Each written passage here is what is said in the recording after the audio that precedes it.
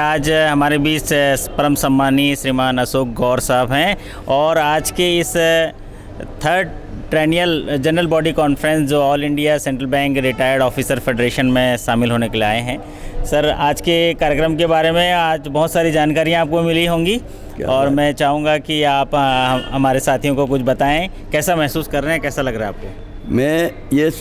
मैं यहाँ पर आया हूँ और आने के बाद मुझे ये लगा कि मेरे सारे दिल की जो मन में भावना थी उसी को बोला गया यहाँ।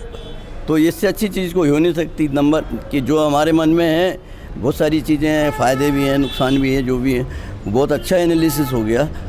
सिर्फ मेरा कहना है एक चीज़ ये है कि सब लोग समझ रहे हैं, बैंकर्स जो होते हैं, बैंक वाले जो होते हैं, एक अलग उनकी क्वालिटी होती है, प्रोफाइल होता है, तो उनको शांत भी रहना पड़ता है और कम से कम बोलना पड़ता है। जानते सब हैं, मगर मानता कोई नहीं है। ये हमारे गौर साहब हैं, बढ़िया साहित्य को सम्मान करते हैं, साहित्य की रुचि भी रखते हैं और बहुत अनुभव है बैंकिंग का। और जब भी बैंक के कार्यक्रम होता है उनमें उपस्थित होते हैं, कला साहित्य संस्कृति को बहुत ही ध्यान में रखते हैं, उनकी ऊर्जा और उत्साह के साथ जीवन जीते भी हैं। और जब भी मुलाकात होती है तो हमारी बहुत सौहार्दिक मुलाकात होती है, बहुत ही आनंद लेते हैं। गौर साहब, मैं जानना चाहूँगा, एक तो सार्वजनिक बैंकों के एम्प्लॉय काम करें, उनके लिए खुशी आई कि 12वीं द्विपक्षीय समझौता जो है दस्तखत हो गए, सभी खुशी की लहर है और बहुत सभी साथियों की प्रतिक्रिया भी अच्छी आ रही है कि ये संगठन की सफलता है कि इतने द्रुत गति से ये समझौता हो गया। खुशी की बात आई है, मगर बहुत सारी चीज़ें देर आए पर दुरुस्त आए, उसकी हर सेटलमेंट के आगे लगा दी। तो अब जैसा भी है ईश्वर करे, अच्छा करे और करे। मगर हमें एक चीज़ ज़रूर लग रही है 100%, अब आने वाले दिन बैंकर्स के रहेंगे और बहुत सारी बैंकिंग में सुधार होगा। जो चाहते हैं उससे ज़्यादा हमको मिलने वाला है। बहुत बढ़िया, ये होने वाला है, क्योंकि हर चीज़ की समय होता है, वक्त होता है। एक अच्छी आशा और एक वक्त आखिर वक्त है, बदलता है ज़रूर। सुबह को उगता हुआ सूरज शाम को ढलता है ज़रूर। वाह वाह, मतलब नियति के साथ रहें और प्रकृति के साथ अपने सामर्थ्य को बढ़ाते चलें और जो भी आपको जिम्मेदारी दी गई है उसका निर्वहन आप अपने सामर्थ्य के साथ करते रहें, सफलता जरूर मिले। कल मैंने सुना था एक इंटरव्यू में कोई एक सज्जन बार बार सवाल किए जा रहे थे और इतने बेहतरीन जवाब उनको देना पड़ता था। वैसे ही हमारे ये एंकर इंटरव्यू लेने वाले इतने सुंदर तरीके से बोल रहे हैं कि हमसे ये बुलवा लेंगे अच्छी चीज़ें। धन्यवाद। बहुत बहुत धन्यवाद सर, इसी तरह आशीर्वाद देते रहिए, प्यार बढ़ाते रहिए। बहुत बहुत धन्यवाद। आपकी मुस्कुराहट जो है वो जानलेवा है। अच्छा, thank you so much, thank you. साथियों, बड़ी सौभाग्य की बात है कि आज भोपाल की नगरी में हमारे परम सम्मानीय श्रीमान अतुल सहाय साहब एक गजब से मुस्कुराहट लेके पधारे हैं, एक जगमगाहट लेके पधारे हैं। मैं सर को कहना चाहूँगा, सर अब दिनों के बाद भोपाल पधारे, इसलिए आपका अभिनंदन और स्वागत है। बहुत बहुत धन्यवाद। आपके आने से देखिए पूरे भोपाल में जगमगाहट है और आप हमेशा इसी तरह आते रहें, आशीर्वाद बरसाते रहें, यही हमारी चाहत है। और आप जहाँ भी जाते हैं वहाँ प्रसन्नता आ ही जाती है, क्योंकि यही आपकी आदत है। आप पधारे हैं इसलिए आपका स्वागत है। आज के विशेष अधिवेशन में सेंट्रल बैंक ऑफ इंडिया जो रिटायर्ड ऑफिसर्स जो फेडरेशन में आप आए हैं, तो आज बहुमूल्य जानकारियाँ आप इस अधिवेशन के माध्यम से आप जाने हैं। मैं चाहूँगा आपकी थोड़ी प्रतिक्रिया हमारे नौजवान साथियों के लिए। बहुत बहुत धन्यवाद बाका जी, मैं बहुत खुशकिस्मत हूँ कि आपने मुझे ये मौका दिया कि सेंट्रल बैंक का जो ऑल इंडिया की रिटायरी एसोसिएशन की कॉन्फ्रेंस हो रही है वो भोपाल में हो रही है। और भोपाल झीलों की नगरी है, जिसके अंदर आकर के एक बहुत ही सुखद अनुभूति का अनुभव होता है। मेरे साथ लखनऊ यूनिट के हमारे प्रेसिडेंट जो हैं श्री बिष्ट जी, ये भी आए हुए हैं, और श्री अनिरुद्ध जी जो हैं ये वहाँ के ट्रेजरर हैं। ये भोपाल में ऑल इंडिया कॉन्फ्रेंस में आए हैं, लेकिन लखनऊ यूनिट के ट्रेजरर हैं। और हमारे साथी और लोग भी आए हैं, लेकिन अभी वो कार्यक्रम में व्यस्त हैं। वे ऑल इंडिया के हमारे केवी आचार्य जी हैं, उन्होंने संबोधित किया। अभी जो पेंशन अपडेशन का है, ये मेन मुद्दा है पेंशनर्स के लिए। जैसा कि आप सब लोग जानते हैं, हर 5 साल के अंदर जो है भारत सरकार IBA एक एग्रीमेंट करती है जिससे कि वेतन की वृद्धि की जाती है बैंक एम्प्लॉय के लिए। लेकिन ज़्यादातर ये देखा गया है कि पेंशनर्स को जो है उतनी वृद्धि नहीं मिल पाती है। लेकिन इस बार एक नई शुरुआत हुई है, एक थोड़ा सा एक्स ग्रेशिया दिया गया है जिसमें पेंशनर्स को भी थोड़ा लाभ है, लेकिन उससे हम लोग संतुष्ट नहीं हैं। जैसे कहा जाता है कि चिड़िया को एक छोटा सा दाना डाल दिया गया, दाना दाने से पेट नहीं भरेगा, उसको भरपेट देना है। क्योंकि हम लोग रिटायरी हैं, हम लोगों ने अपना जीवन लगा दिया है, इस जीवन और अनुभव से ही ये बैंक की तरक्की आगे हुई है। और हम लोगों ने जो बैंक की नींव डाली थी उसी बैंक पे आगे चल रहा है। उसको आगे बढ़ाने के लिए कम से कम जो है वरिष्ठ लोगों का सम्मानजनक राशि देना चाहिए। इस पर कार्यक्रम हो रहा है और अभी हमारे आचार्य जी ने पूरा विश्वास दिलाया कि हम लड़ेंगे और जीतेंगे। इसी भावना के साथ हम आगे बढ़ते रहेंगे। हम बिश जी से कहेंगे कि थोड़ा 2 पंक्ति आप भी बताएं और थोड़ा बहुत धन्यवाद अतुल शाह साहब कि सर ने कहा संगठन में शक्ति है और संगठन में साथ रह के जो सकारात्मक चीज़ें हैं, जो संगठन में जुड़े व्यक्ति हैं, उनका परिवार है, उनका समाज है और जिन्होंने अपना बहुमूल्य योगदान दिया है जिस संस्था के लिए, जिस इंडस्ट्री के लिए, उसमें अपनी आवाज़ सही तरीके से रखने का एक अच्छा प्लेटफॉर्म है। आज ये अधिवेशन में हमारे और भी जो हमारे सर के लखनऊ के साथी हैं, विश्वजीत सर यहाँ पर पधारे हैं। कैसा लग रहा है सर? हाँ, बहुत अच्छा लग रहा है। और जैसा कि हमारे सहाय जी ने आपको बता ही दिया, हमारा जो है कुछ जो डिमांड्स हैं सरकार से, क्योंकि हमारा जो पेंशन अपडेशन जो है ना, जैसे सर किसी भी सरकारी विभाग में, अभी रिजर्व बैंक में भी हो गया है, जब वेतन वृद्धि होती है उसके साथ साथ पेंशन का भी अपग्रेडेशन होता है, पेंशन का भी अपग्रेड। लेकिन हमारे साथ जो है ये कभी भी नहीं हुआ। जब हमारी पे एक बार पेंशन जो फिक्स हो जाती है वो फिर वही हमेशा हमारे लाइफ लॉन्ग वही पेंशन रहती है। तो ये बहुत ही अन्याय है, इसी के खिलाफ़ हम लोग आवाज़ उठा रहे हैं। और हमको जैसा कि सहाय जी ने हमारे बताया, बहुत उम्मीद है कि हम लोग इसमें अवश्य सफल होंगे। और जब सहाय जी जैसे लोग हमारे साथ हैं तो निश्चित तौर से सफलता हमको मिलेगी। हम इसमें प्रयासरत हैं और आप सभी लोगों का हमको सहयोग भी इस संबंध में चाहिएगा।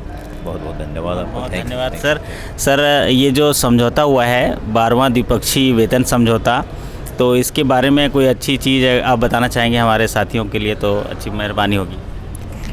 धन्यवाद बाका जी। ये जो समझौते के बारे में आप कहना भी हुआ द्विपक्षीय, ये बेसिकली वर्किंग कार्यरत कर्मचारियों और अधिकारियों के लिए हुआ है। उसमें उनको बढ़ोतरी मिलेगी 17% के लगभग। और रिटायरी के लिए उन्होंने एक्सग्रेशिया दिया है 2-3-4%। इस पर निर्भर करता है वो कब रिटायर हुए थे।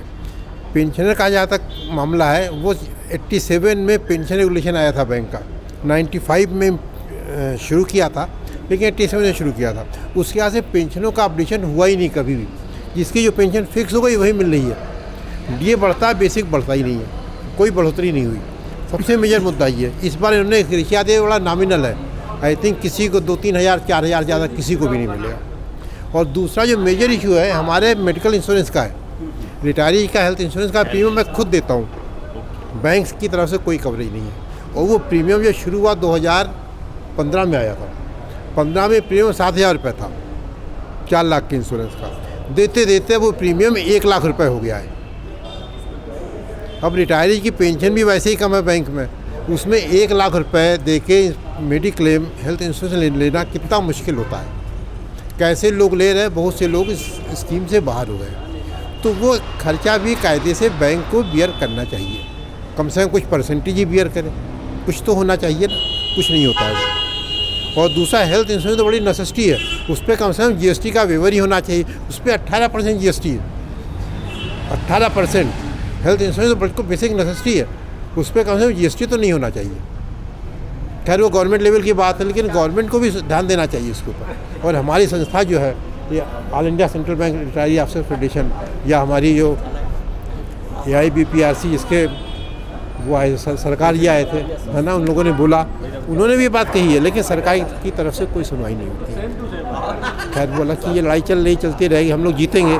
जैसा इस अधिवेशन में यही है कि हम लोग जीतेंगे, हम लोगों की जो भी जायज़ मांगे है वो पूरी होगी। धन्यवाद भाई साहब, बहुत बहुत धन्यवाद। धन्यवाद। हमेशा ये इतिहास बताता है कि आपकी जो अधिकार है, आपकी जो समझ है, संगठन के साथ उस आवाज़ को बुलंद करना बहुत ज़रूरी है, क्योंकि वो आवाज़ दूर तलक देर ही सही, लेकिन वो आवाज़ सुनी जाती है और उस पर अमल किया जाता है। तो तात्कालिक लाभ भले न मिले, लेकिन आने वाली पीढ़ी के लिए और जो भी लोग आगे जुड़ेंगे संगठन में उनको लाभ मिलेगा। और इसके लिए किसी न किसी का जो पिछले जो संघर्ष है, संघर्ष की कहानी ही सफलता तक ले जाती है। अतुल शाह साहब यहाँ हैं। सर, 100% की बात जो अभी हमारे जो नौजवान साथी जो काम कर रहे हैं और जो बैंकर में अभी काम कर रहे हैं, उनके लिए 5 डे बैंकिंग, इसको आप किस तरह से देखते हैं की जो आश्वासन दिया गया वो तो अमल होगा, या इसके प्रति आप साथियों से मिलते रहते हैं? देखिए, अभी जो है बैंकिंग जो है अब सीमित नहीं रह गई है कि भारत देश के अंदर ही, अब इंटरनेशनल बैंकिंग हो गई है। और पूरे विश्व में अगर आप देखेंगे तो बैंकिंग हर जगह 5 डेज़ की रह गई है।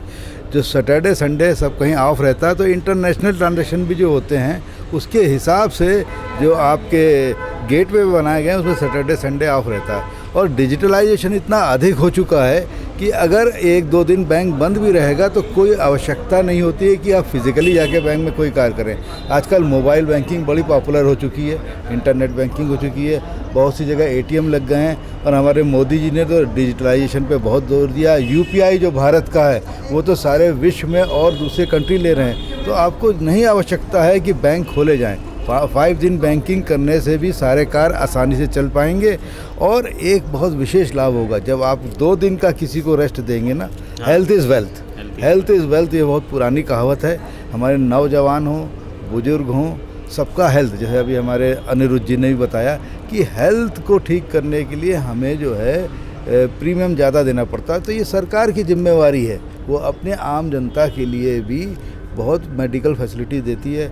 भारत सरकार ने आयुष्मान कार्ड बनाया, बहुत सी जनता उसमें कवर है, लेकिन जो बैंकिंग के हमारे लोग हैं उनकी ओर ध्यान नहीं दिया जा रहा। मेरा यही भारत सरकार से और IBA से रिक्वेस्ट है कि कम से कम प्रीमियम जो है उसका 50% या 60% वो लोग बियर करें, क्योंकि जैसा अनिरुद्ध जी ने अभी हमें बताया कि 2 लाख के प्रीमियम के ऊपर भी 50,000 का 2 लाख के इंश्योरेंस पे 50,000 का प्रीमियम है। तो एक पेंशनर जिसका एवरेज पेंशन जो 40-50 हज़ार होती है, उसमें 50,000 वो पेंशन दे देगा साल में, तो आप समझिए कि तनख्वाह तो ऐसे ही उसकी पेंशन कम हो गई 1 महीने की पूरी, प्लस इनकम टैक्स वगैरह देना पड़ता है। हम लोग टैक्स देने के खिलाफ नहीं है, टैक्स में हम भागीदार हैं, देश की तरक्की में हम टैक्स दे के आगे बढ़ाते हैं, लेकिन कम से कम जो हमारा स्वास्थ्य है उसका ध्यान का सरकार को रखना चाहिए, ये मेरी कहना है। और 5 डेज़ बैंकिंग का आपको मैंने बता दिया, बड़े आराम से कर सकती है सरकार, कोई दिक्कत नहीं आएगी, सब लोग आराम से कार्य करेंगे और सारा कार्य आजकल मोबाइल बैंकिंग से हो जाता है।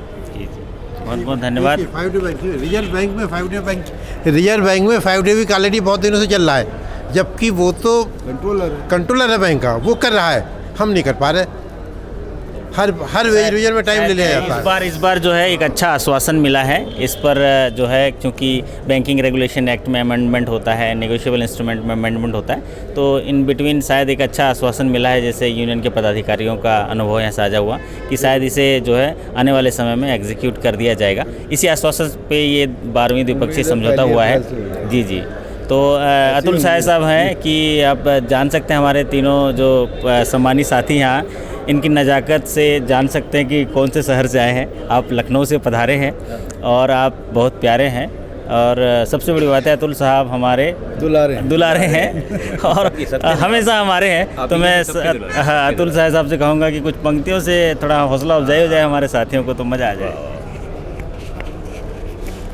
लोगों ने कहा है कि ज़िंदगी में आगे बढ़ते रहना चाहिए, कभी उस पर ये नहीं सोचना चाहिए कि हमारी मंजिल आ गई है। तो किसी शायर ने फरमाया, ये ज़िंदगी बहुत तेज़ रफ्तार है तेरी, जरा धीमे चल। ये ज़िंदगी बहुत तेज़ रफ्तार है तेरी, जरा धीमे चल। अभी मुझको समझने तो थे कि ये मेरा पड़ाव है कि मंजिल। तो आपको एक मंजिल आएगी तो उसको पड़ाव समझ के फिर दूसरी मंजिल की ओर बढ़ना है। हम लोग रिटायर ज़रूर हो चुके हैं, बैंकों को आयाम को अलग अलग क्षेत्रों में हमने आगे बढ़ाया है, लेकिन अभी भी आप देखिए हमारे रिटायर्ड साथियों में कितना जोश है। सब लोग पूरे भारत के अंदर, कन्याकुमारी, कश्मीर, ईस्ट में गुजरात, कलकत्ता से सब लोग आए हैं, और जोश आप देखिए कि कितना। आपने सवेरे नहीं देखा होगा, इतना बढ़िया नारा लगाया है कि बैंकिंग फेडरेशन जिंदाबाद, हम एक हैं। बहुत बढ़िया। जी हाँ साथियों, कि मैं ये माहौल देख रहा था कि आज भारत के जो अलग अलग जगहों से 275 जो हैं, जो रिटायर्ड साथी हैं वो आए हुए हैं और एक अपडेशन पे चर्चा कर रहे हैं। एक सार्थक संगोष्ठी रखी गई है भोपाल में, और बहुत सारे साथियों से जो है माहौल हमने जानने की कोशिश की, और भी साथियों से जानने की कोशिश करेंगे। इनमें एक बात आई कि जो भी एम्प्लॉय काम करते हैं या जो भी रिटायर्ड हैं, उनके हेल्थ पर ज़रूर ध्यान दिया जाए, क्योंकि एक सस्टेनेबल बैंकिंग के साथ उनको किस तरीके से स्वास्थ्य से उसमें जूझना पड़ता है, उनके बारे में उनको एक आधारभूत बीमा से जुड़े हुए चीज़ों पे ध्यान देने की ज़रूरत थी, महसूस हुई। तो आज जान रहे थे हम माहौल क्या है, मैं फिर मुलाकात करेंगे और साथी के साथ सर लोग का एक लजीज भोजन इंतज़ार कर रहा है। मैं सर लोगों से निवेदन करूँगा, और निवेदन हमें भी है कि आप भी आएँ और इस भोजन में हमारा साथ दें। जरूर बहुत बहुत हम लोग धन्यवाद। भोजन करते हैं, फिर बाइट लेंगे। तब तक के लिए धन्यवाद, बहुत बहुत धन्यवाद।